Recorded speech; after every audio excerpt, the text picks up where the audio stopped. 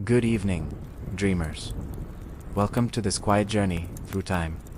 Quite literally, tonight, we will walk softly through the long story of how humanity has measured, imagined, and captured time itself. A story that begins not with ticking gears, nor swinging pendulums, but with something much more simple, the slow shadow of the sun. You may rest your head as you listen, allowing these words to drift like a tide, carrying you gently from wakefulness toward the soft edges of sleep. The story will unfold gradually, calmly, as all things shaped by time must do. There is no rush. After all, we are speaking of time itself, and time has always been patient. Long before clocks, before even the idea of minutes and seconds, people lived by rhythms they could feel in their bones. The rising of the sun brought warmth and work. The setting of the sun brought coolness and rest. The seasons cycled through growth and harvest, through long winters and fertile springs. To the very first humans, time was not a numbered, was simply the sky changing color. Imagine for a moment, you are standing thousands of years ago, in a world without cities, without towers, without any ticking device. Morning light pours over the horizon, washing the earth in pale gold.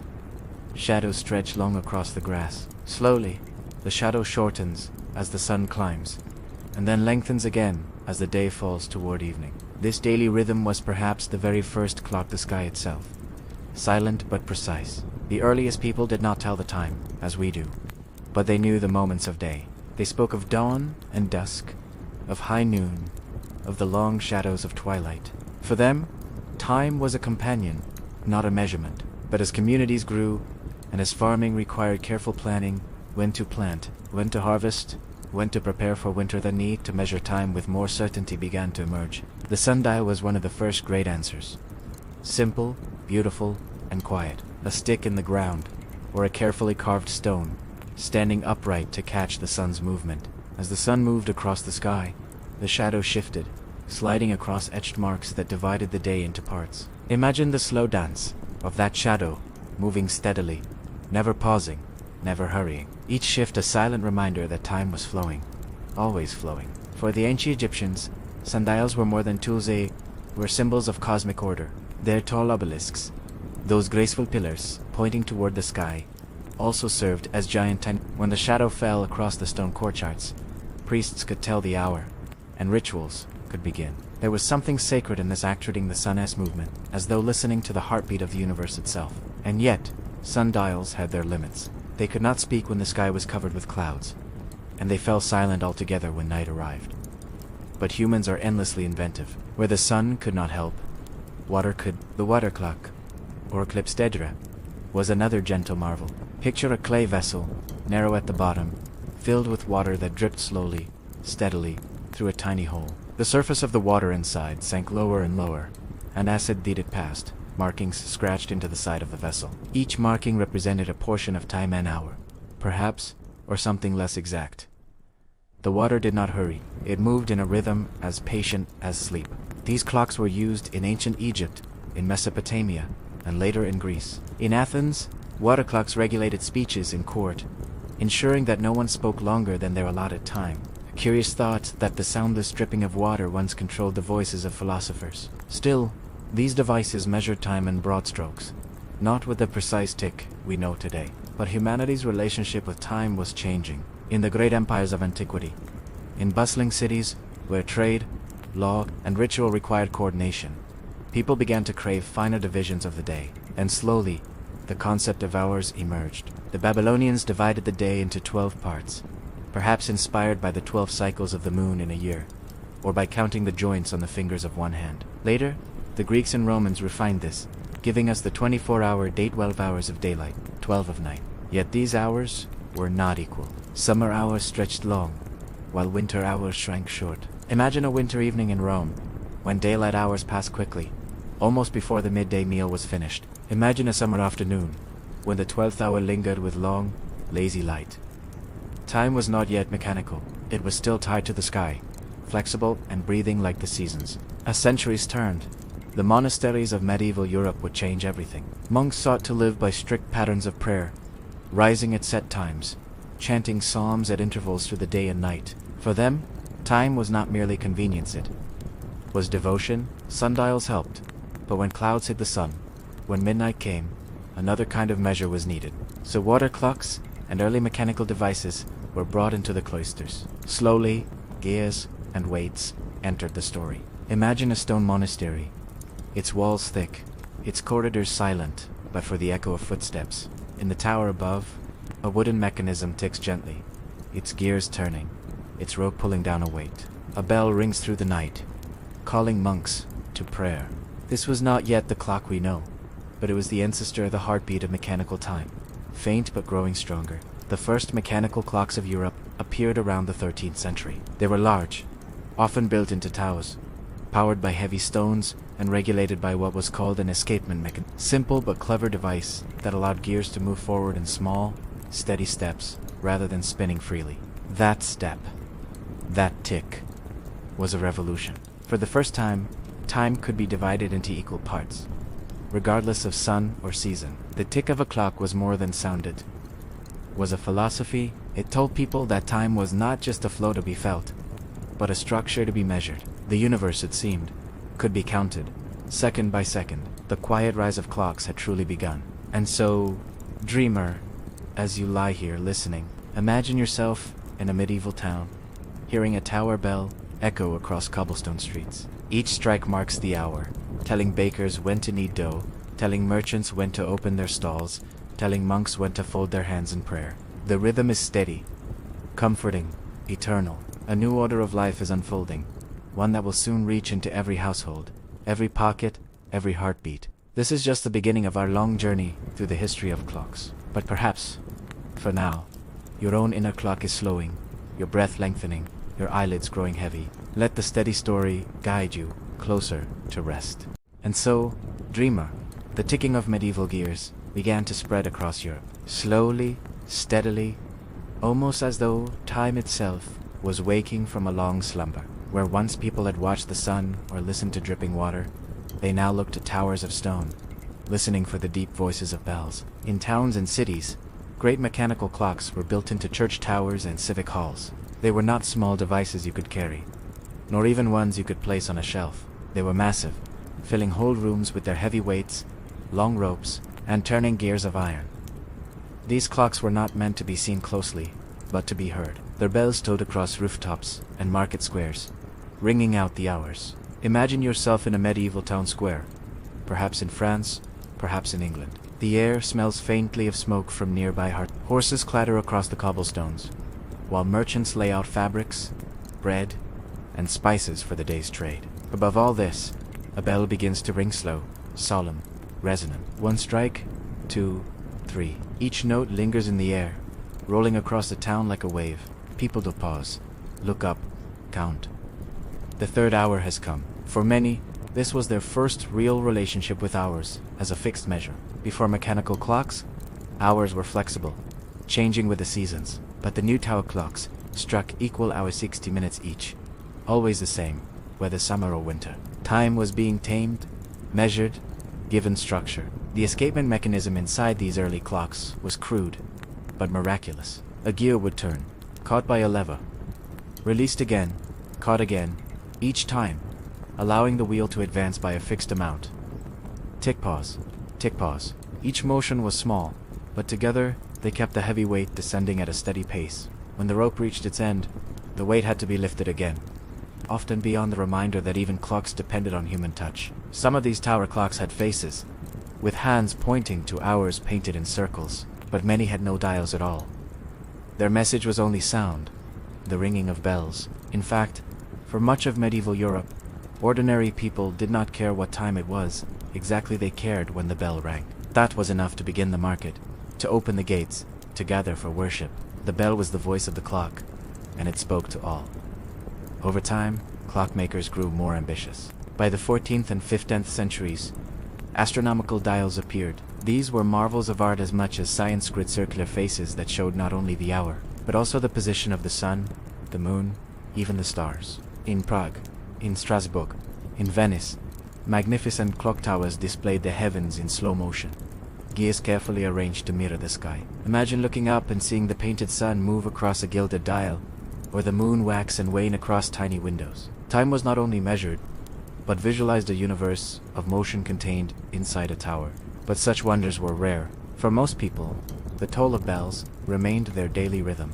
Farmers still rose with the sun and worked with the seasons. Merchants still relied on daylight. Yet in cities, the tick of machines was beginning to change life.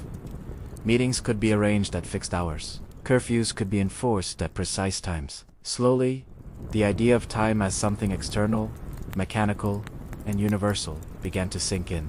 By the 16th century, the technology of clocks had improved enough that smaller versions could be made, not yet portable, but small enough to sit in a home or in the chambers of a noble household. These were called domestic clocks, often housed in wooden cases, their faces decorated with brass and enamel. They were treasures, signs of wealth. To hear one ticking in a quiet room was to know you lived in a world of order, in which hours passed with certainty. And then, the next great leap. The invention of the spring-driven clock. Until then, clocks relied on weights. A heavy stone or iron weight pulled a rope, turning gears as it descended. But this required high trim for the weight to fall. Tower clocks had toll chambers for this very reason. Spring-driven mechanisms, however, used coiled metal. A spring wound tightly could release energy slowly, powering gears without needing space to fall. This meant clocks could be made smaller, smaller, and smaller still. The dream of carrying time with you was now within reach. Imagine a craftsman in the early 1500s, seated at his bench, light streaming in through a narrow window. Before him lies a set of tiny gears, each polished by hand. He fits them together carefully, placing them inside a small case of brass. He winds a spring, hears the faint tick, and watches the hands move. A marvel time contained in the palm of a hand. These early portable timepieces were not yet accurate. They lost minutes, sometimes even hours, in a day, but they were symbols of power, wealth, and modernity. Kings and nobles wore them proudly. Around the neck, attached to chains, they dangled like ornaments. They were called clock watches, for they were halfway between clocks and watches as we know them today. The transition from tower bells to personal timepieces marks a profound change in human life. No longer did one have to listen for the town bell to know the hour. A man or woman might carry it, privately, silently, with them. Time became personal. Time became portable, and with this, dreamer, society began to shift in subtle ways. Merchants could schedule meetings more precisely. Travelers could pace their journeys with more certainty. Over centuries, these small shifts would ripple outward, changing work, trade, even the way we think about our own days. But before the true pocket watch would emerge, another revolution was needed: the pendulum. A simple idea swinging back and forth, steady as a heartbeat, but far more precise than anything that had come before. That, however, is a part of the story we will reach soon. For now, close your eyes and imagine. You are standing in a city square in the year 1500. A bell tolls in the distance. In a nobleman's hand glimmers a golden timepiece, ticking faintly, its hands trembling toward the hour. One sound is public, the other private. One belongs to the city, the other to the individual. Together, they mark the slow, steady rise of clocks, carrying humanity ever deeper into measured time. And so, dreamer, as the hours pass in our story, so too does the night pass around you. Let the rhythm of these words guide you closer to stillness. Dreamer, the bells of towers have faded behind us, and the small ticking ornaments of nobility glimmer faintly in memory. Now we step into a quieter, more intimate revolution, one that began with a simple swing, back and forth, steady, patient, like the rhythm of a breath. The pendulum. It was the 17th century. Europe was alive with new ideas. The Renaissance had stirred curiosity. The sciences were blossoming, and the stars themselves were being mapped with newfound precision. Yet timekeeping still lagged behind. The portable spring-driven clocks were beautiful, but not accurate. A minutere, a minutereres slipped quietly into every day. For scholars, for navigators, for those who sought order in the universe, this would not do. They needed something steadier. And so, attention turned to the pendulum. A pendulum is simple enough to imagine. Picture a weight, perhaps a stone, tied to a string. If you pull it aside and let go, it swings gently, back and forth, back and forth. What is remarkable, what must have seemed almost magicalized, that the time of each swing is nearly the same, no matter how far the pendulum is pulled. A short swing takes nearly as long as a wide one. This property, called disoconism, made the pendulum an ideal candidate for measuring time. The story is often told that Galileo Galilei the Italian scientist, was the first to notice this. As a young man, he sat in a cathedral in Pisa, watching the great lamps hanging from the ceiling. They swung gently as drafts moved through the space. Galileo, curious, as always, counted the rhythm of their sway by timing them against his own pulse. And he noticed, whether the swing was long or short, the rhythm was nearly constant. Time, it seemed, was hidden in the pendulum's swing. Years later, Galileo would design a clock based on this principle, though it was never built in his lifetime. The true realization of the pendulum's power came in the mid-60s when the Dutch scientist Christian Huygens constructed the first pendulum clock. A masterpiece of ingenuity, it used the steady swing to regulate the gears, keeping time far more precisely than any device before. Imagine the hush of a Dutch workshop in 1656. The smell of oil and metal shavings fills the air. Huygens leans over his creation, watching as the pendulum swings left, right, right. With each swing, the escapement clicks forward, gears turning steadily. A hand moves across a dial, marking the minutes. For the first time, a clock could be accurate to within a minute per day. Later refinements would bring accuracy to within mere seconds. The pendulum clock transformed timekeeping. No longer was it a vague suggestion, no longer a rough division of the day. It was exact, measurable, dependable. Hours could be trusted, schedules could be kept, experiments could be timed. The pendulum gave structure to science, to work, even to ordinary life. Picture, if you will, a tall wooden case, polished smooth, standing in the corner of a room. Behind its glass door, a brass pendulum swings, shining in the light. Tick-tock, tick-tock. The sound is soft, rhythmic, endlessly calming. Families gather near, setting their days by its sure measure. In one household, a mother calls her children to dinner at precisely the hour. In another, a scholar measures the exact time it takes for chemicals to react in a vessel. In yet another, a sailor dreams of carrying such precision onto the open sea. For sailors, time was not merely convenience, it was survival. To navigate the vast oceans, they needed to know their exact position. Latitude, the north-south position, could be determined by the stars, but longitude, the east-west position, was far more elusive. Without precise time, ships became lost, sometimes disastrously so. A difference of just a few minutes in time could mean a difference of many miles at sea. Pendulum clocks were too delicate for the rocking of ships, but the dream of a marine chronometer had been born, and this dream would one day change the course of exploration and empire. Back on land, pendulum clocks multiplied. They were built in homes, in churches, in universities. Their tall, stately cases gave them a new name. Grandfather clocks, in the stillness of night, they kept their gentle vigil. Pendulums swaying, gears ticking, hands circling. They became symbols of order, reliability, permanence. Time, once measured by the drifting sun and dripping water, was now captured in brass and wood, swaying gently in parlors and halls. But the pendulum brought not only comfort, but also discipline. As clocks grew more accurate, so too did expectations. Factories, once rare, began to hum with early industry. Workers were called to shifts at exact hours. Overseers watched the minutes tick by. The soft tick of the pendulum was, in its way, the heartbeat of modern life, guiding not only when people ate or prayed, but when they worked. For some, it was a marvel. For others, it was a chain.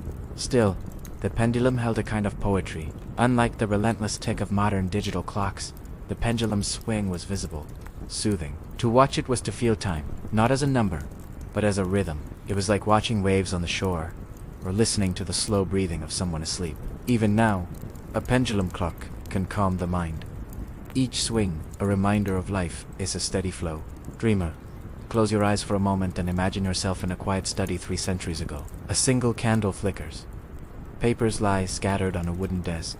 Outside, the night is cold and still, but inside, you hear the steady tick-tock of a pendulum clock. Each sound is soft, like a heartbeat echoing through the room. The flame wavers, shadows shift, and you feel a strange peace.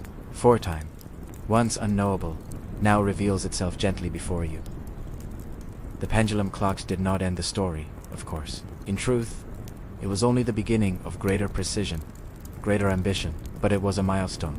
A moment when humanity first held time tightly, steadily, without losing grip. From here, smaller, finer mechanisms would follow watches, that fit in pockets, machines that could travel on ships, and eventually, devices so accurate they would lose less than a second in a lifetime. But for now, let us linger with the pendulum. Its gentle swing invites rest. Its calm rhythm is almost like breathing itself. Left, right, in, out, a rhythm you too can follow as you drift towards sleep. And so, the story of clocks continues, quietly, steadily, as it always has. Dreamer, the pendulum still sways in our memory, its calm arc dividing the world into steady beats. But as the 17th century moved into the 18th, something quieter, more personal was taking shape. Time was no longer only the voice of bells or the stately ticking in tall cases. It was becoming something one could carry close, like a companion, a pocket watch. Imagine the transformation. For centuries, people had lived by rhythms painted in the sky.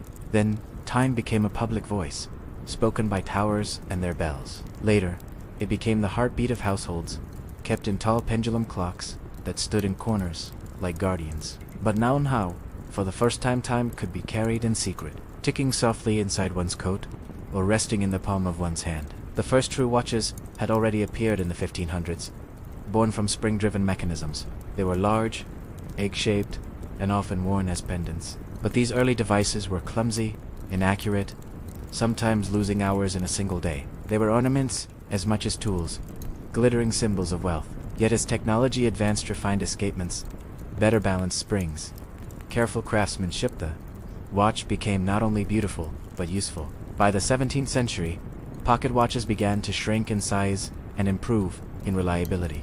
They were not perfect, but they could be trusted to keep time within a reasonable span. For merchants and nobles alike, this was transformative. Meetings could be kept more precisely.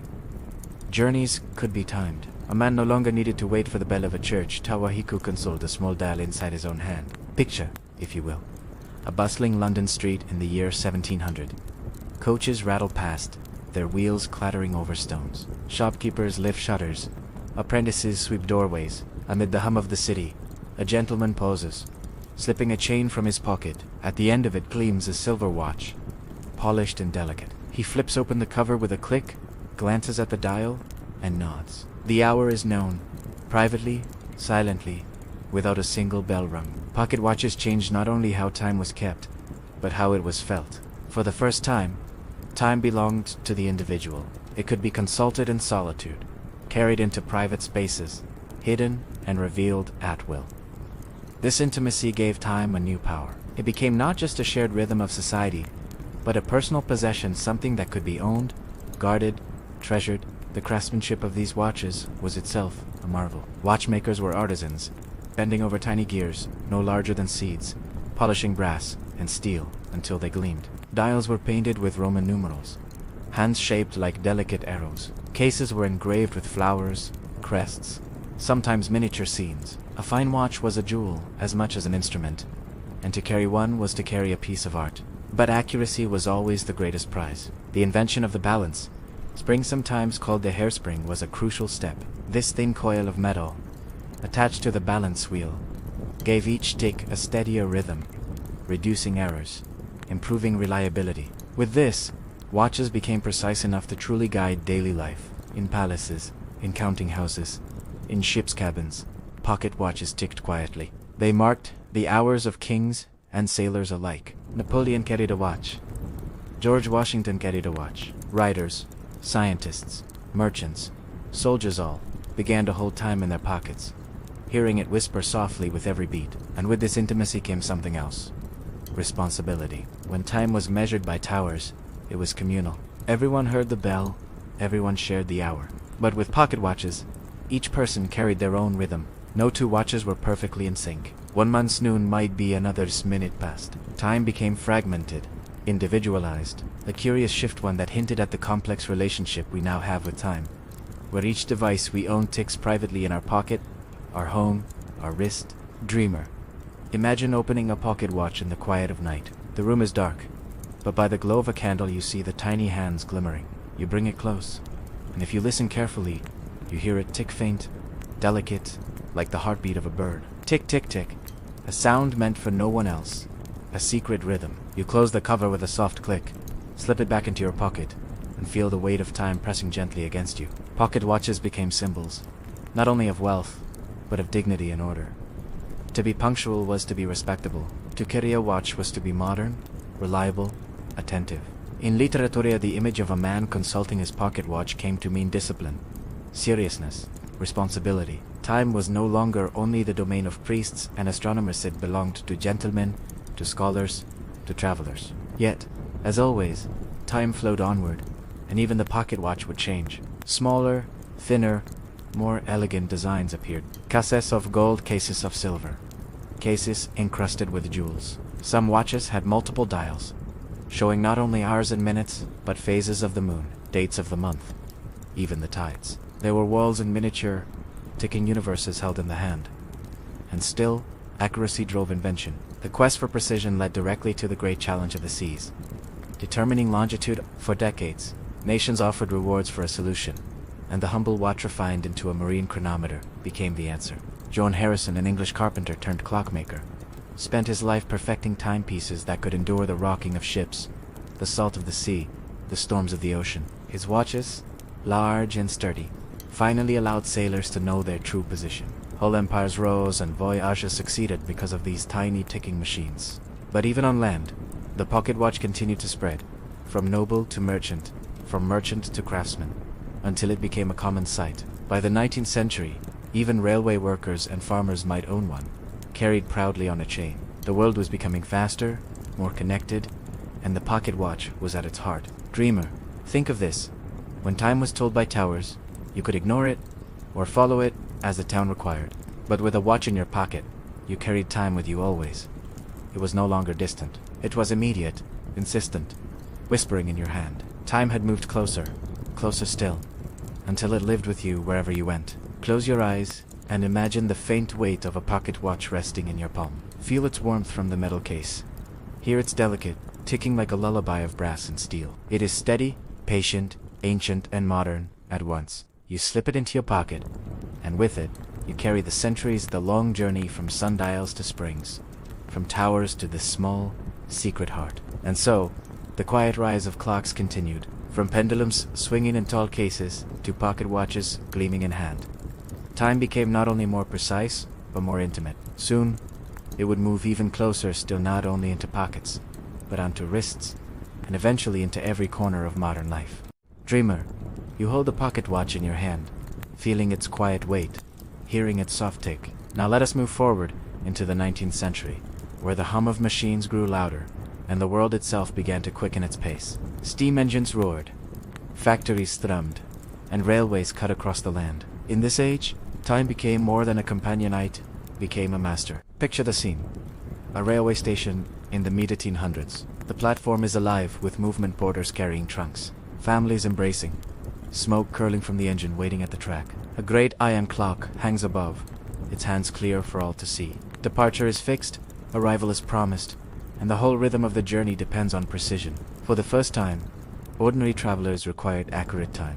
Before railways, towns kept their own local time. Noon was when the sun was at its highest point, and in one town that might be several minutes different from a town just a few miles away. This mattered little when people traveled by foot or horse, but for trains fast, crossing miles and many such, differences became dangerous. Schedules collided, rails overlapped, accidents threatened, and so, the railways gave rise to standard time. Imbritin. Railway companies began to synchronize their clocks to Greenwich Mean Time. Station clocks were carefully set.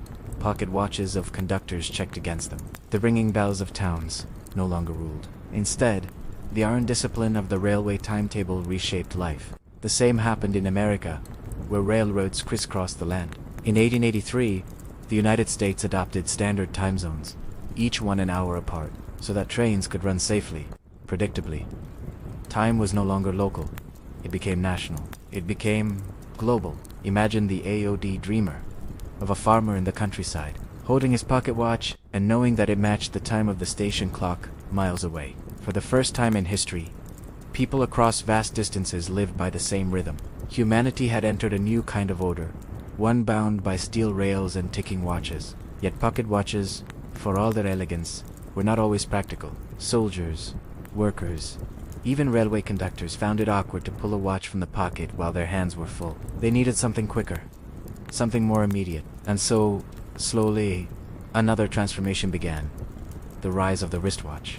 In truth, wristwatches existed earlier, often as delicate ornaments worn by women in the 18th and early 19th centuries. Men favored the pocket watch. It was considered more dignified, more proper.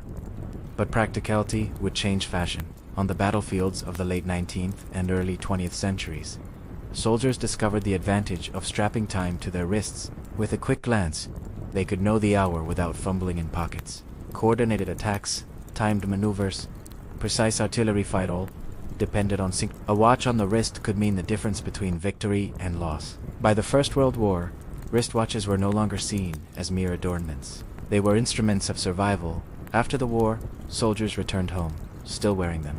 Fashion followed function, and soon wristwatches became the standard for men and women alike. Time had moved Ogan from towers, 2 pockets, 2 wrists. Each shift brought it closer.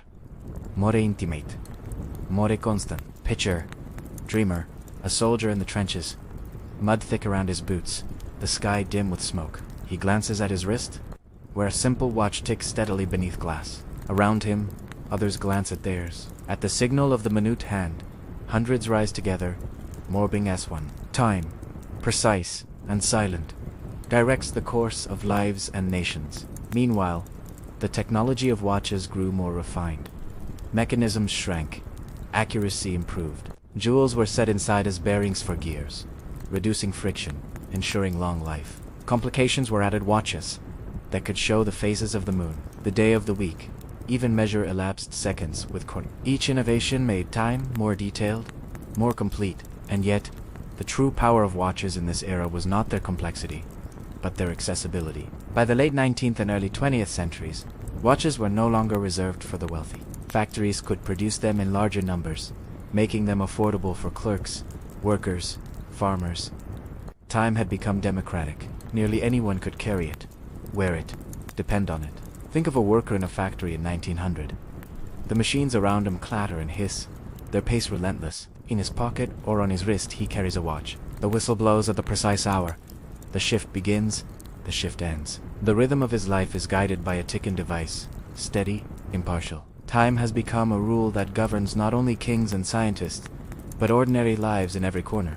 Railways and factories, wars and commerce all demanded exact time. And watches, whether in pockets or on wrists, answered that demand. The quiet rise of clocks had now become a steady march, a ticking woven into the fabric of society. But even as watches spread, another challenge loomed. The quest for greater and greater accuracy. The pendulum had given stability. The balance spring had refined it. But science and industry hungered for more. In laboratories, in observatories, in the hidden chambers of universities, new experiments were beginning experiments that would eventually lead to quartz, to atoms, to a precision beyond imagining. For now, though, picture a quiet evening in the early 20th century. A man sits by the fire, reading a newspaper.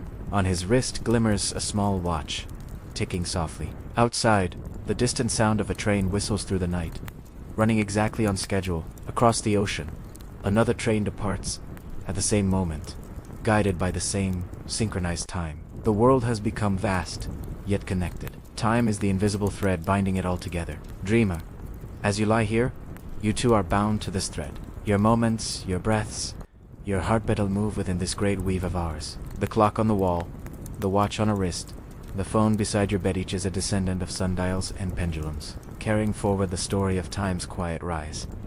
And so, the journey continues. From the towers of the Middle Ages to the ticking watches of the modern age, humanity has drawn ever closer to time. Soon, we will step into the next revolution, the birth of quartz and the astonishing accuracy it brought, changing forever how the world measured its days. Dreamer, imagine holding a watch in your hand at the start of the 20th century. It ticks with comforting steadiness, each beat of its balance wheel echoing like a heartbeat. For centuries, mechanical watches and clocks had ruled. Tiny springs, polished gears, jeweled barons-on, entire universe of movement hidden beneath a dial. They were marvels of craftsmanship, little miracles of metal and motion. Yet, for all their elegance, they had limits. A pocket watch might gain or lose a few seconds a day. A tower clock might drift over weeks. For daily life, this was acceptable. But for science, for navigation, For communication across oceans, it was not enough. Humanity hungered for something more exact. And so, in the early 20th century, a quiet revolution began, born not of wheels and springs, but of electricity and crystals. Picture a laboratory in the 1920s. A researcher, patient and curious, places a small piece of quartz under a wire. The crystal is clear, unassuming, almost invisible in its simplicity. Yet when an electric current passes through, something remarkable happens. The quartz vibrates, not chaotically, not randomly, but with astonishing regularity. Quartz, by its very nature, oscillates at a precise frequency. A piece of crystal smaller than your fingernail can pulse millions of times per second, steady as a drumbeat, unyielding as the stars. This discovery became the foundation of quartz timekeeping. Instead of relying on a swinging pendulum or a coiled spring, a clock could now be guided by the vibrations of a crystal. Accuracy soared. What once drifted seconds in a day, now drifted seconds in months. Humanity had found a new heartbeat. Clearer, sharper, truer. By 1927, the first quartz clock had been built at Bell Telephone Laboratories. It was large, heavy, a machine of wires and tubes, not yet fit for a pocket or a wrist, but its accuracy was extraordinary. Telephone networks, radio signals, scientific research all demanded precise synchronization, and quartz delivered it. Over time, the technology shrank. Quartz clocks appeared in observatories, then in broadcasting stations, and eventually in ordinary homes. Dreamer, imagine the wonder of that moment. For centuries, people trusted the craftsman's architect of brass and steel. Now, a new sound entered, the silent vibration of crystal, invisible, unfailing. The human relationship with time had changed. No longer was it merely mechanical, it had become electrical, almost ethereal. And then, in 1969, came a turning point. The Seiko Astran, the world's first quartz wristwatch. A sleek, modern device, powered not by winding a spring but by the steady hum of quartz. It was expensive at first, more costly than a car, but it heralded a new era. Soon, quartz watches became smaller, cheaper, more widespread. By the 1970s and 1980s, they had swept the world. Millions wore them.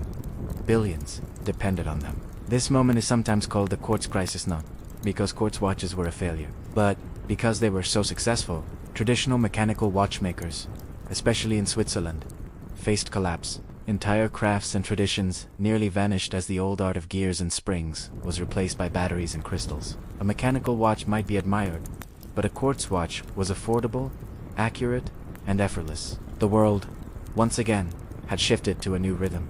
Picture a family in the 1980s. In their living room, a quartz wall clock ticks softly, powered by a tiny battery that lasts 4 years. On their wrists, lightweight digital watches, flash numbers, counting hours, minutes, even seconds, with perfect clarity. Children press buttons to see the time glow in the dark, to set alarms that chirp at dawn. Time has become portable, reliable, universal, and yet, even as quartz watches conquered the world, they also brought something subtle.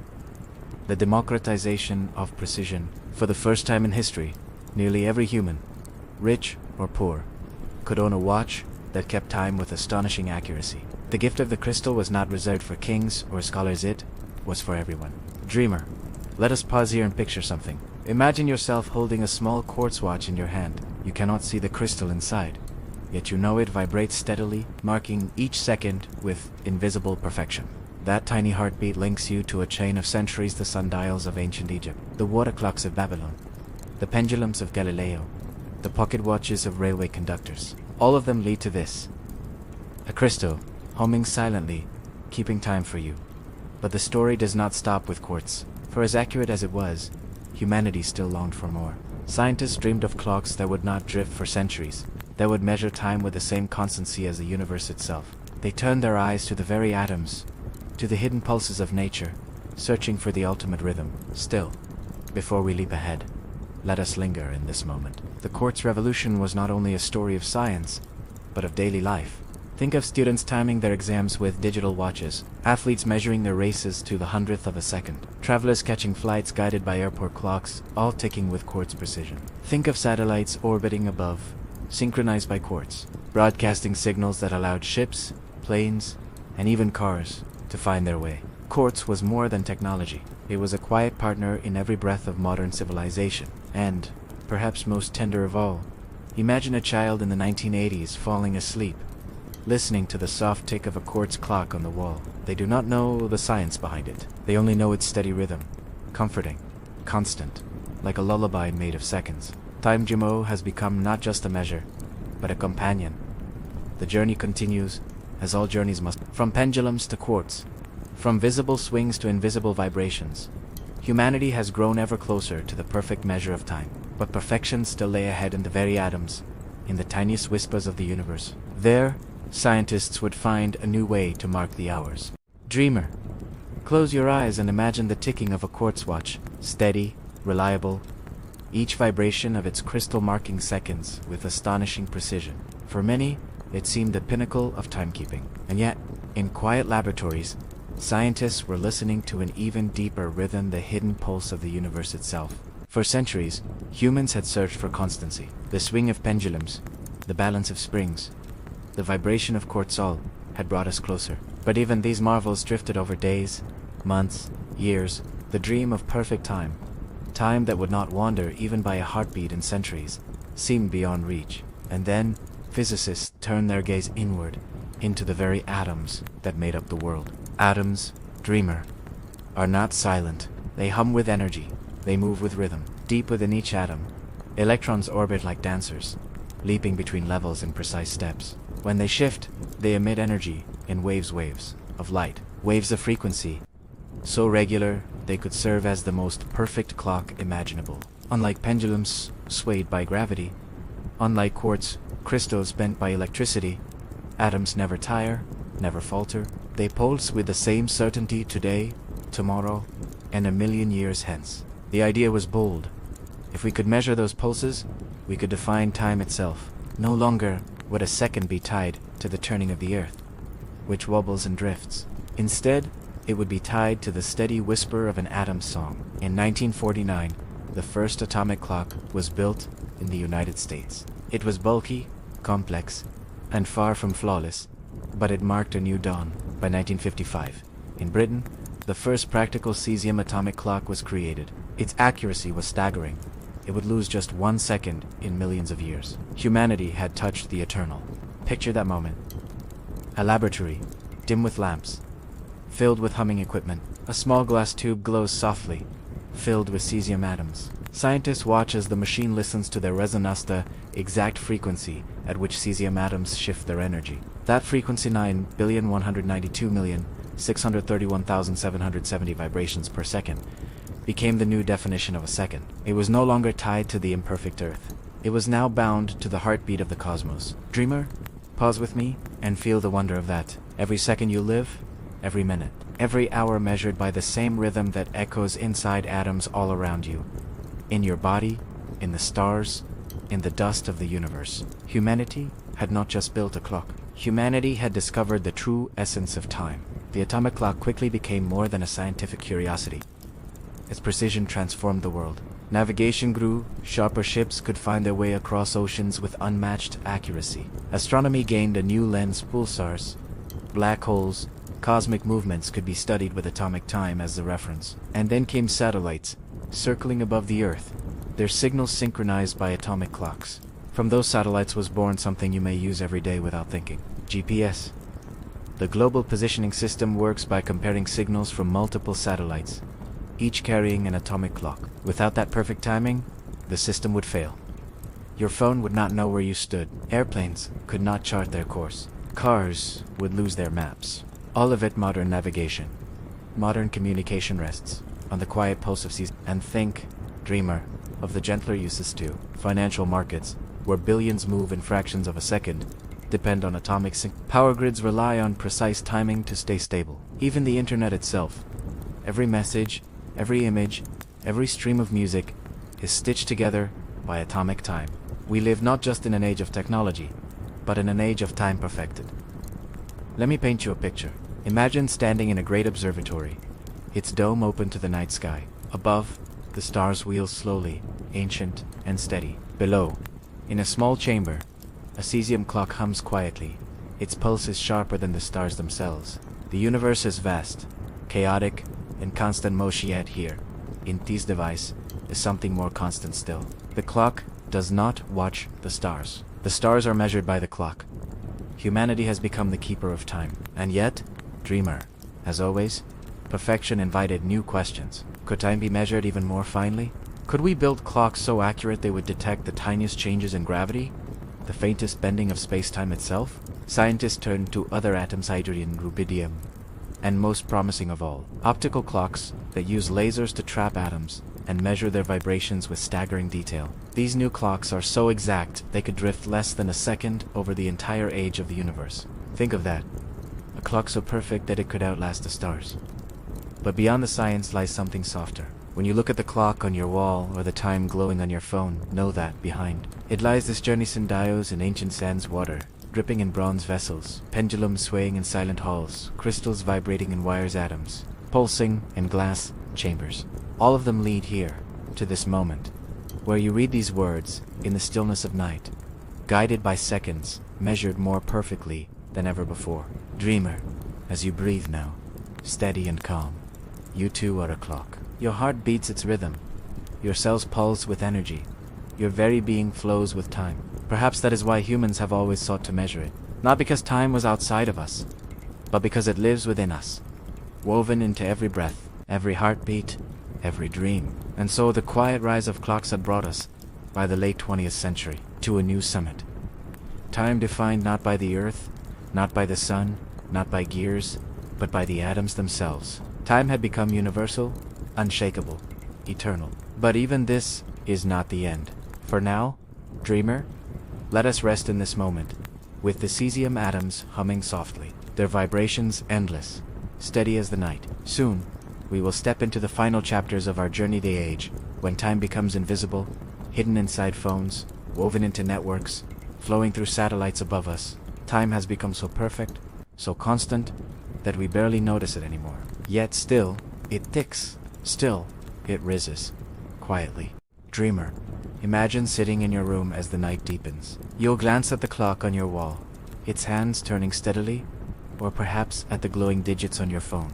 You trust those numbers. You trust that when it says 9 o'clock, it is truly 9. You never wonder how that certainty is born. And yet, behind that simple display lies one of the most complex, invisible webs humanity has ever woven, a web of time itself.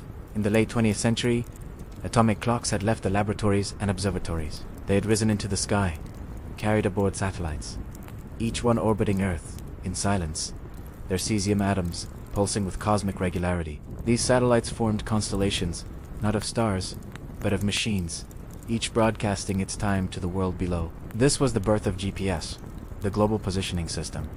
And with it came a new relationship with time. Navigation, once guided by stars, now depended on signals measured in billions of a second. A ship at sea, an aircraft over the ocean. Even a hiker in the mountains all could know their exact position on Earth by listening to satellites, each one anchored in atomic time. Without perfect synchronization, GPS would collapse. But because time had reached near perfection, the system worked. Humanity, for the first time, moved through the world with absolute awareness of place. But GPS was only the beginning. In the digital age, time became the hidden heartbeat of everything. Financial markets opened and closed with atomic precision. Power grids pulsed in unison, their energy balanced by synchronized clocks. The internet itself, the vast tangle of information connecting billions, could not exist without time. Every message, every file, every stream of music or video depends on timestamps, tiny signatures of when. Computers must agree, down 2 microseconds, or chaos would follow. Dreamer, think of this. When you send a message to a friend, it leaves your phone stamped with the moment it was sent. It travels through servers, across oceans, through satellites, arriving in an instant. But without synchronized time, your message could arrive before it was sent. Files could corrupt, transactions could vanish. The smoothness of modern life, the quiet magic of communication rests on invisible clocks ticking together, and you never see them. You never hear their pulse. They are buried deep in networks, in chips, in machines that never sleep. Time has become invisible, yet more powerful than ever. Let me take you to a data center, dreamer. Imagine long corridors of humming servers, their lights blinking softly in the dimness. Air conditioners whisper as they keep the machines cool. You hear the low thrum of electricity. What you do not hear is the heartbeat of time, flowing through every cable, every processor. Each machine checks its clock against a master. The master checks against the grander network. And at the top of that chain, somewhere high above, atomic clocks keep watch. It is a hidden cathedral of time, built not of stone and bells, but of silicon and signal. Yet, for all its invisibility, time, in the digital age, has also become personal again. Look at your wrist, your phone, your computer screen. The time is always there. Precise, glowing, ready. You no longer wind your watch. You no longer set your clock by the church bell or the town square. Time comes to you, quietly, effortlessly, from satellites above, from servers beyond the horizon. It is remarkable to think that this perfect synchronization the same time across continents, oceans, even in the sky was once unimaginable. In the medieval village, noon was when the sun stood high above. In the railway age, time was fixed by the needs of trains. But now, in the digital age, every device on Earth can agree on the same moment. We live in a world where seconds are universal.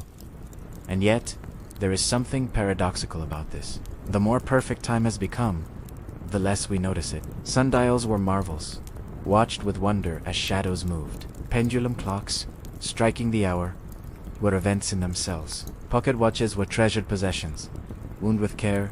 Even quartz watches, ticking precisely, carried a certain magic. But the atomic time of the digital age is silent, hidden. We trust it without thinking.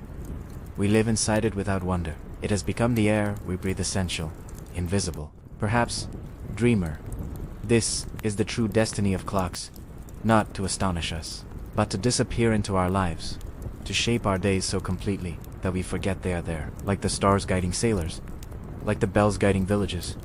The clocks of today guide entire civilizations, but they do so silently, like shadows at noon. Still, there are those who notice. Scientists continue to refine clocks beyond imagination. Optical lattice clocks, measuring the vibrations of trapped atoms with lasers, are so precise that they can detect the difference in time between your head and your feet, because gravity itself bends time ever so slightly. With such clocks, we glimpse Einstein's relativity not as theory, but as lived reality. Time, once thought absolute, is revealed to be fragile, flowing differently depending on where you stand, how you move. Think of that, your life, your moments, your dreams shaped not only by your heart's rhythm, but by the pull of the earth itself, by the warping of space and time. And yet, these truths are measured not in distant stars, but in quiet laboratories, by clocks so perfect they can sense the bending of reality. Dreamer, let us pause here. Breathe slowly. Listen not to the ticking of a clock, but to your own heartbeat. In a way, it is your oldest clock, older than quartz, older than atoms. It has kept your time since the first moment of your life, marking your story with steady patience. Perhaps that is why humanity has always sought to measure time, because deep within we know our lives are but moments, and we wish to hold them, to sapitem, to understand them. The digital age has given us time with a perfection our ancestors could scarcely dream of. But what we do with that time remains the eternal question. Do we rush it away, as trains once rushed across continents? Do we treasure it, as lovers once treasured the ticking of a pocket watch, given as a gift? Or do we, like you now, drift into it gently, letting its steady flow carry us into rest? The quiet rise of clocks has not ended. Dreamer, it continues, unseen, in every satellite above, every server below, every device in your hand. We are surrounded by invisible timekeepers, faithful, tireless, precise. They do not ask for thanks. They only keep us together, in sync, in rhythm, across a vast and restless world. And so, as the night deepens, let yourself sink into this hidden music. The same time that guides airplanes across oceans, that lights up city grids, that pulses through the veins of the internet guides you now into sleep. When you wake, it will still be here, ticking quietly, invisibly, as it always has. Dreamer, imagine waking in the early 21st century. The room is quiet, dim with morning light. Beside your bed lies not a winding clock or a pocket watch, but a small device glowing faintly, your phone. Before you even rise, you touch its screen, and the time appears instantly. It is exact, precise, synchronized to satellites in the sky, corrected by networks that span the globe. You trust it without thought. You trust it because you must. This, dreamer, is the newest chapter in the quiet rise of clocks. The age where time has returned to the pocket, not as brass and spring, but as silicon and glass. Smartphones, those ever-present companions, carry within them the perfect rhythm of the universe. Each one checks its time against atomic standards, correcting itself silently. Even when you cross oceans, even when you slip into a different time zone, your phone adjusts, whispering the hour with unfailing loyalty. Never before in history has time been so seamless, so immediate. And it is not only in pockets. Look to the wrist, where once a soldier's watch ticked in mud in battle. Now, dreamer, it glows softly with colors, numbers, even your heartbeat. The smartwatch has joined the story, blending personal rhythms with cosmic time. On its face, not only hours and minutes appear, but steps taken, sleep measured, messages received. Time has become more than seconds. It has become a canvas of your life. Think of that for a moment. For thousands of years, clocks told only the hour of day. Now, the device on your wrist may tell you how deeply you slept, how quickly your heart beats, how far you have walked. Time is intertwined with biology, with health, with being itself. The rhythm of your life is mirrored in the rhythm of machines. And yet, in all this modern wonder, something ancient lingers. A smartwatch glowing on a wrist is not so different from a sundial marking shadows on stone. Both remind us, this is your moment, here and now. What has changed is only the accuracy, the intimacy. But, dreamer, let us not forget the quiet romance of older timekeepers. Even in the digital age, mechanical watches still endure. In a world where quartz and satellites rule, many still treasure the soft tick of gears, the slow sweep of a hand across a dial. They are worn not for necessity, but for love of craft, of history, of something made, not for perfection, but for beauty. A mechanical watch drifts. It needs winding. It asks for care. And perhaps that is why it still speaks to the heart. Picture a collector holding an old pocket watch, its case scratched with age. He opens it, listens to the tick, feels its warmth from years of being carried close to another heart. Though it may not keep perfect time compared to a phone, it keeps something else, memory. It holds the presence of lives lived, of hands that wound it, of moments it witnessed. In this way, clocks are more than machines. They are companions in the journey of days. In your own life, think how time now surrounds you. On your wall, a clock ticks. In your pocket, your phone glows. On your wrist, perhaps a watch, perhaps a band. On your computer, the numbers sit quietly in the corner of the screen. Time is everywhere, omnipresent, yet so quiet you almost never notice.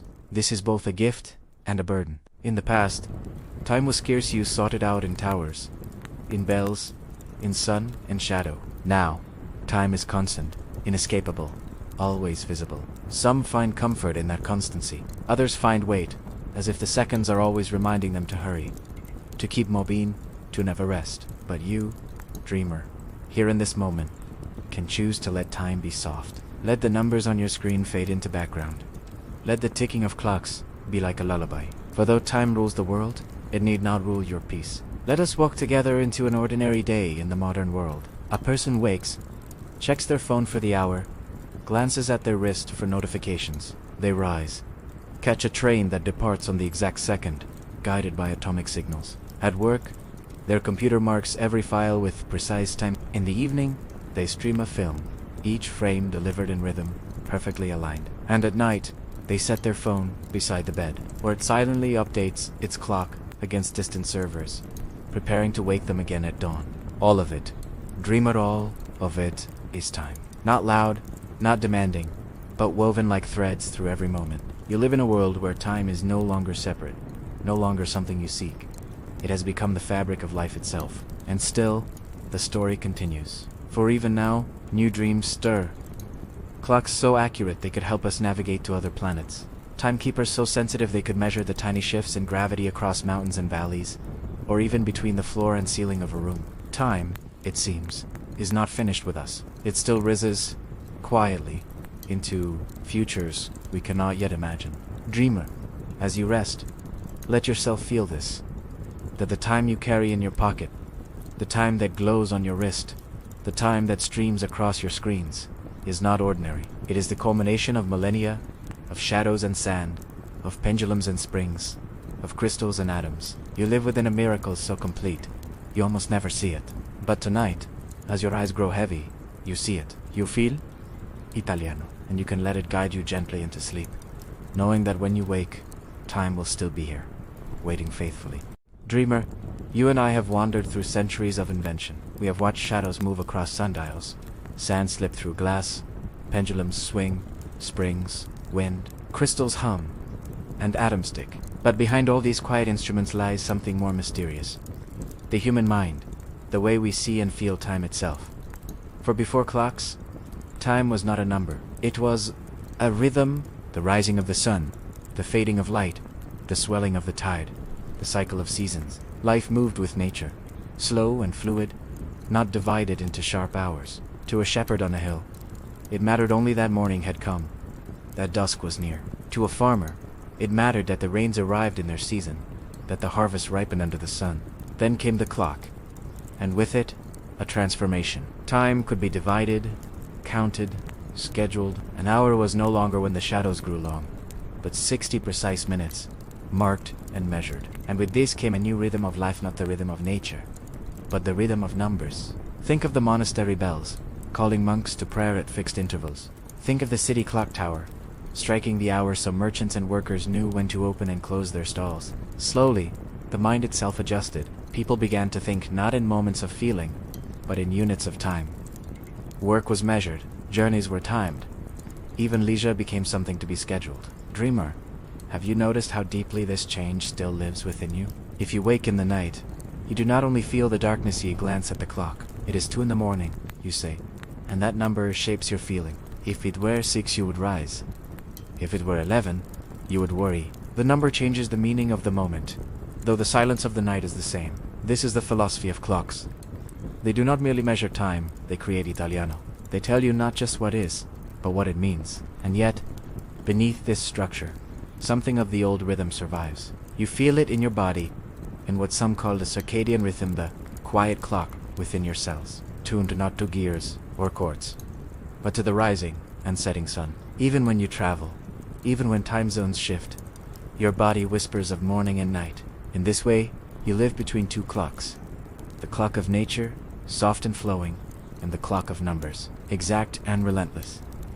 Some find this balance peaceful. Others feel its weight. For to live by the numbered clock is to live by its demands. You must rise when it tells you, work when it orders, rest only when allowed. In earlier centuries, Dreamer, many complained that the clock was a tyrant, chaining people to hours instead of seasons. And still today, many feel that same way via endless appointments, deadlines, alarms. Time has become not only a guide, but a master. But perhaps, Dreamer, there is a softer way to see it. Perhaps clocks are not tyrants, but teachers. They remind us that moments are precious, that life itself is finite. Each tick is a gentle nudge. Be here, now, before it passes. Think of a candle burning beside a clock. Both are measures of time, one of flame, one of numbers. Both remind us that every moment is fleeting.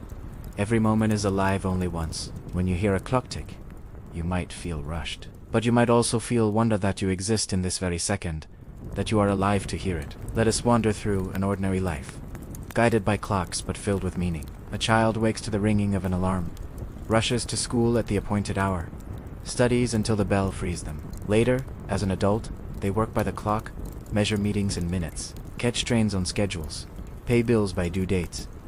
At night, they rest under the quiet tick of a bedside clock. To some, this seems mechanical, but within those hours live laughter, meals, stories, moments of love. The clock frames life, but it does not fill it.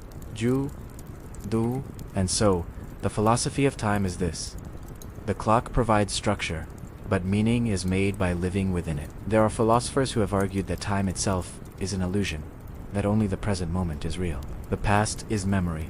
The future is imagination. The clock, then, is only a tool away to organize the flow of life, but not life itself.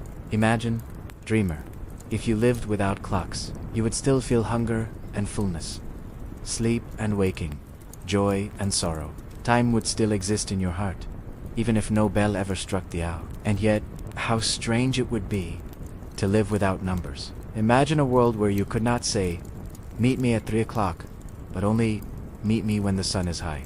Imagine a city without synchronized hours, where trains could not run, factories could not open, theaters could not begin their plays on time. You would find it bewildering. The clock has not only changed our thinking, it has changed our very society. Without it, the world you know could not exist. Perhaps, dreamer. That is why clocks endure, not just for necessity, but for meaning. They remind us that life is both eternal and fleeting, that each day begins again, but each moment, once past, is gone forever. They show us the rhythm of the universe, translated into human sound. Tick, tick, tick. Now, as you rest, think of the clock not as a tyrant, but as a companion. Its tick is like a heartbeat, steady, faithful, always there. It will keep time for you as you sleep. Hold the hours gently until you wake again, and in that way, you and time are never apart. Dreamer, close your eyes and imagine walking into an old European hall. Perhaps it is in Prague, or Vienna, or London. At the far end of the chamber stands a clock so grand it seems less a machine and more a cathedral in miniature. Its face gleams with gold, its hands shaped like delicate arrows. Around it, carved wood twists into vines and angels. As it strikes the hour, not only do bells ring, but small figures move, knights tilting their lances, saints bowing, tiny doors opening and closing. This is no mere clock, it is a work of art. For as clocks became central to human life, people began to shape them not just as tools, but as treasures. Craftsmen poured their skill into every detail. Dials were painted with stars and moons, cases inlaid with ivory, enamel, and mother of pearl. Each tick was not only a measure of time, but also a statement. Eres biti. Eres craft, here is pride in human hands. Think of the great astronomical clocks of Europe. The Prague astronomical clock, built in the 15th century, does more than strike the hour. It shows the dance of the sun and moon, the movement of planets, the rhythm of the zodiac. As crowds gather each day to watch its figures parade, you sense that time itself is being performed like theater. Or think of the Strasbourg Cathedral clock, a marvel of Renaissance imagination. Its dials show not just the time, but the equinoxes, eclipses, even the positions of stars. At the stroke of noon, a procession of figures marches across, as if the heavens themselves had descended into gears and springs. Such clocks were not necessities. They were luxury, symbols of a city's wealth, of a ruler's glory, of a church's grandeur. To build one was to say, we have mastered not only our trade, but time itself. But artistry was not only for towers and cathedrals. In quiet workshops, craftsmen fashioned smaller masterpieces, pocket watches, with enamel paintings on their lids, or carriage clocks with cases of silver and glass. Inside, the gears were polished until they gleamed, though no one might ever see them. Why? Because beauty, even hidden, was part of the art. Imagine a nobleman of the 18th century slipping a watch from his pocket. Its case shines with engraving, perhaps a crest, perhaps a delicate scene of lovers in a garden. He opens it, listens for the soft tick, shows it proudly to a guest. The time matters. Yes, but so does the impression. A fine watch is a conversation, a mark of refinement. And then, dreamer. There were the clocks of homes, on mantels above fireplaces. Families placed ornate clocks, carved from marble or gilded bronze. They were not only for telling time, but for decorating life. In the quiet of evening, the household might sit together, reading by lamplight, while the clock ticked steadily, its beauty warming the room. Even today, artistry endures. Though your phone may be precise, many still wear watches for their design. Some prefer the clean lines of modern minimalism, others the complexity of a skeleton watch, where every tiny gear is visible. In these designs, function and form merge. Time is told, but also displayed with and beyond watches. There are still master clockmakers who create one-of-a-kind pieces, grand clocks that combine engineering with sculpture. Their creations might cost fortunes, not because they tell time better, but because they make time beautiful. But let us pause, dreamer, and reflect.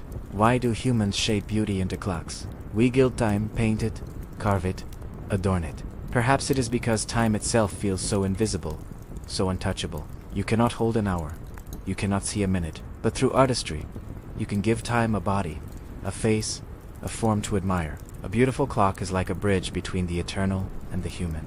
Think of a mother passing down a pocket watch to her child. It is not just a machine, it is heritage, memory, love made visible. The engraving on the case, the wear on the chain, The gentle tickle of it speaks of years lived, of moments shared. Beauty here is not only in design, but in meaning. And so, dreamer, the art of clocks is also the art of memory. Each ornate piece tells not only the hour, but the story of those who owned it, those who gazed upon it, those who wound it with careful hands. In their artistry, clocks become more than machines. They become poetry in brass and enamel, a quiet song of human creativity. Tonight, as you listen, perhaps you hear the ticking of a clock nearby. Look at it, not only for the time it shows, but for what it is, a little work of art, a piece of your life scenery. Whether simple or ornate, it marks your hours. Yes, but it also stands as part of your story. Let this thought soothe you, that every clock, however humble, is a kind of artwork. Each one, in its own way, reflects the wonder of being alive in time. And as the hands move softly forward, dreamer, you too move forward, breathing, flowing with the beauty of each passing second. Dreamer, imagine standing on the deck of a wooden ship in the 17th century. The ocean stretches endlessly in all directions, waves rising and falling under the moonlight. The stars wheel overhead, steady yet silent. The sailors around you murmur in hushed tones, for they know the sea is vast and merciless. They ask themselves, where are we? Where is Len? How do we find our way? In that moment, the answer depends not only on maps or stars, but on time. For navigation, dreamer, was once the greatest challenge of explorers. Latitude, the measure of how far north or south you are, could be found by observing the height of the sun or the stars. But longitude, how far east or west, was elusive. To know it, one needed to know the exact time at a fixed point, such as the port from which the ship had sailed. And so, the great problem of the seas was born. The problem of longitude. Ships could sail bravely into unknown waters, but without precise timekeeping, they risked veering far off course. Some wrecked upon reefs, some missed their destinations entirely.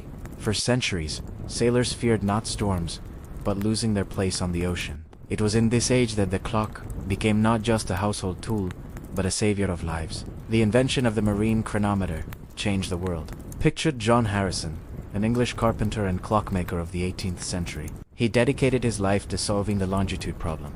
He built clocks that would keep precise time, even at sea, where damp air, shifting temperatures, and the rolling of the ship ruined most mechanisms. His chronometers were marvels of craft, steady, reliable, unyielding to the ocean's chaos. With such a clock aboard, a ship could compare the time at sea to the time at its home port. From the difference, sailors could calculate longitude with great accuracy. Suddenly, oceans became less mysterious, less deadly. Journeys grew safer, trade routes more secure. Time had become a guide across the waves. Imagine the relief of sailors, once at the mercy of storms and guesswork, now able to trust the steady tick of a clock. Each swing of its balance wheel, each turn of its gears, was a promise. You are here, exactly here, on this vast blue sea. And clocks did not guide only ships. They guided caravans through deserts, explorers through jungles, astronomers as they mapped the skies. With precise time, the stars themselves could be charted more clearly. The universe unfolded, measured second by second. Even today, dreamer, time is a navigator. Think of airplanes soaring through the skies, guided by systems that depend on synchronized time signals. Think of spacecraft, drifting millions of miles from Earth, their positions calculated by signals timed to fractions of a second. To explore space is, in essence, to explore time. Consider the astronauts of Apollo circling the moon. Every maneuver, every landing, every return depended on exact timing. A single second's error could mean missing the Earth entirely. And so, once again, clocks, now electronic and atomic, wear their life. Time guided them through the void, as it once guided sailors across the seas. It is a humbling thought, dreamer, that exploration of the unknown has always depended on something so small, so quiet, a clock ticking faithfully, a rhythm unbroken. Let us step softly into another scene. Imagine an explorer deep in the Amazon jungle. The canopy is thick, the sun hidden. A pocket watch in his hand tells him when the day begins to fade, when to make camp. Without it, time would blur, days and nights merging into confusion. But the steady ticking reassures him. The hours are marked, the world still has order, even in the wilderness. And yet, clocks did more than guide journeys. They gave courage. To carry a chronometer on a ship was to carry certainty in an uncertain world. To wear a watch on an expedition was to hold a piece of home. A reminder that time still flowed, no matter how far one wandered. Think of this, dreamer. Time is the invisible thread connecting all explorers, from the first sailor venturing beyond sight of land, to the astronaut drifting beyond Earth's gravity. Each one has leaned on time as a companion. The stars may shine above, the compass may point, but without time, direction is incomplete. Tonight, as you drift toward sleep, imagine yourself as a voyager too. Perhaps you are on a ship, listening to the creak of wood and the hush of waves. In your cabin a chronometer ticks steadily, telling you that all is well, that the ocean has not swallowed you in uncertainty. Or perhaps you are among the stars, in the silence of space, and on your wrist a watch glows softly, keeping you tethered to the rhythm of Earth. Wherever you are, dreamer, clocks are your guides. They whisper, you are not lost. You are here, in this moment, exactly where you must be. And as you breathe softly, feel that comfort. You may not be crossing oceans or deserts tonight, but in your own way, you too are each day is a journey, each night a voyage into dreams. And through it all, the quiet rise of clocks continues, steady as the tides, faithful as the stars. Dreamer, throughout our long journey, we have seen clocks as tools, as art, as guides, but beyond their gears and springs, they have also lived in human imagination. For time itself is a mystery, and clocks, in their quiet ticking, became symbols of fate, memory, mortality, and even magic. Let us wander first into the world of storybooks. How many tales, begin with a clock striking midnight? Cinderella, for instance, dances at the ball, but as the great clock tolls 12, her gown fades, her carriage crumbles, her time runs out. Here the clock is no machine, it is destiny itself, counting down the fragile hours of wonder. Or think of Peter Pan, where Captain Hook trembles at the sound of a ticking crocodile. The clock swallowed by the beast becomes a symbol of his fear of time, of death itself, always approaching, tick by tick. In these stories, clocks are never neutral. They are voices of inevitability. They remind us that magic cannot last forever, that youth fades, that even pirates must face their end. Now, dreamer, let us wander into poetry. How often poets speak of time as a thief, stealing youth, stealing beauty, and so they imagine the clock as a robber in disguise. Its ticking hands reaching out to take what is precious, the tick becomes a whisper. Hurry, hurry, for your hour is brief. But just as often, poets find comfort in clocks. Some liken the ticking to a heartbeat, steady and faithful, proof that life goes on. To hear a clock in the stillness of night is to know that the world still turns. That morning will come. That time is a companion rather than an enemy. Think also of paintings. Dreamer. In the Dutch Golden Age, painters often placed clocks in still life scenes. Among fruits and flowers, a clock would stand, reminding viewers that beauty and life are fleeting. This was called vanitasa, meditation on mortality. To gaze at the painting was to be soothed and warned. Enjoy this moment, for it will pass. Clocks also live in myths of invention. In sometales, they are gifts of gods, teaching humans to measure the sacred order of the world. In others, they are seen as daring humans trying to trap time, to tame something too vast to own. Even today, when we speak of time, we use imagery born from clocks. We say it ticks away. We imagine an hourglass running out. We speak of the hands of time. In literature, dreamer, clocks are everywhere. Dickens wrote of the bells of London marking each chapter of life.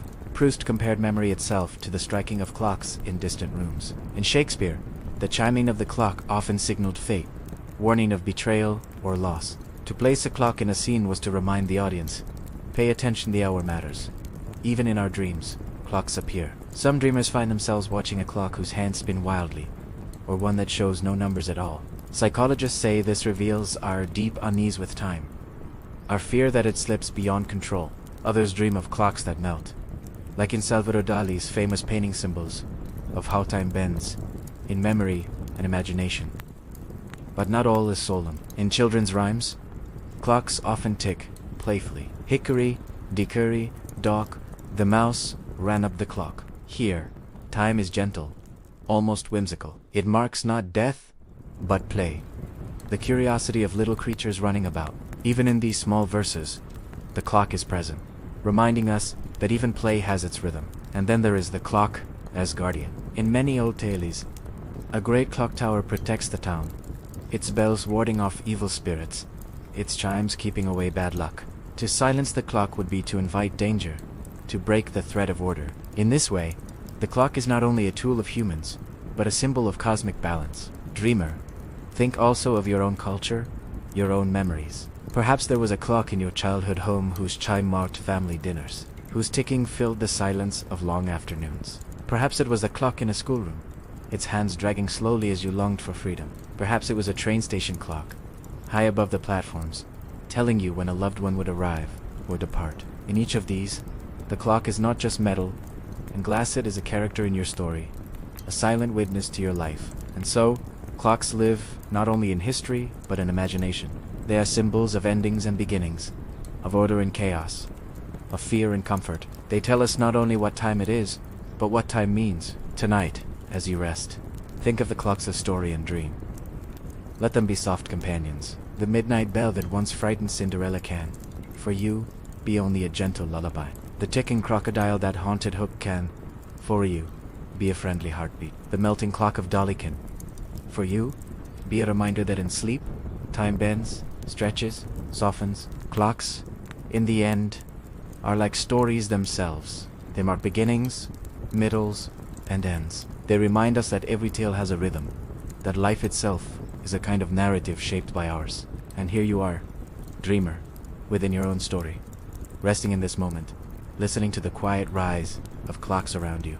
Dreamer, we have wandered far. We began with shadows moving on temple walls, with sundials marking the day. We crossed into the worlds of sand and water, of bells and towers, of gears and pendulums, of factories and railways. We paused in homes where mantle clocks ticked like guardians of memory, in cities where towers rang the hours for all. We entered imagination, where clocks became symbols of fate and poetry. And now, here we are in the present hour. Look around you, in this modern world. Clocks are everywhere, though often hidden, not only on your wrist or wall, but inside every phone, every car, every computer, every streetlight, every satellite above. 1,000 invisible clocks keep our world in order. They synchronize traffic lights, guide airplanes, manage power grids, and tell you when your favorite song will stream across oceans in perfect time. The heartbeat of the modern world is measured by quartz, crystals, and atomic pulses, so precise they scarcely drift in centuries. Humanity has, in some sense, tamed time. We can count it down to billionths of a second. We can measure the tiniest flickers of a star. But dreamer, with this power comes a question. What do we do with it? For all our accuracy, our lives are still lived hour by hour, moment by moment. A mother waits for her child at the school gate. A friend checks the clock before catching a train. A lover counts down the hours until a reunion. Time remains, as always, both ordinary and profound. Perhaps the greatest gift of clocks is not in their precision, but in their reminder. They tell us that time is finite, yes, but also that it is full. Each second holds the potential for love, for laughter, for quiet, for rest. Let us look once more at the great sweep of history. Sundials taught us to notice the sky. Water clocks taught us to listen to the flow. Bells taught us to gather together. Pendulums taught us the grace of swing. Railways taught us to share a single schedule. And now, atomic clocks teach us humility. And even at the smallest scale, time is still vast, still mysterious. But perhaps the most important lesson is softer. That time is not only to be measured, but to be lived. Dreamer, imagine with me one last scene. A clock sits in a quiet room, its hands moving slowly. Outside, the world is busy, rushing, churning. But in this room, the clock is calm. Its tick is steady, not urgent. It does not shout. It does not scold. It simply moves. You sit in a chair nearby, listening. And as you listen, you realize something. The clock is not only telling you that time passes, it is inviting you to rest inside the present moment. For all our journey through history, this is the heart of the story. Clocks teach us to notice the now. The now, dreamer, is where your breath raises and falls. The now is where your thoughts soften into stillness. The now is where you are safe, lying here, listening. The clock's tick is like a lullaby, reminding you that you are carried forward gently, steadily. You need not run to catch time. It will bring you along, whether waking or sleeping, whether working or dreaming. And so, our story draws to its close. But remember, endings are only another kind of beginning. Just as 1 hour strikes and another begins, so too does this story leave you in the gentle arms of time. Tonight, as you drift into sleep, may the clocks of your imagination keep you company. May they not hurry you, but soothe you. May their ticking be soft rain on your thoughts, a rhythm that carries you deeper into dreams. And when morning comes, the clocks will still be there. They will greet you not with sternness, but with patience. They will whisper, "Another day is here, another chance, another story to live." Dreamer, you have walked with me through 14,000 words of time's story, and now it is your hour to rest. Close your eyes.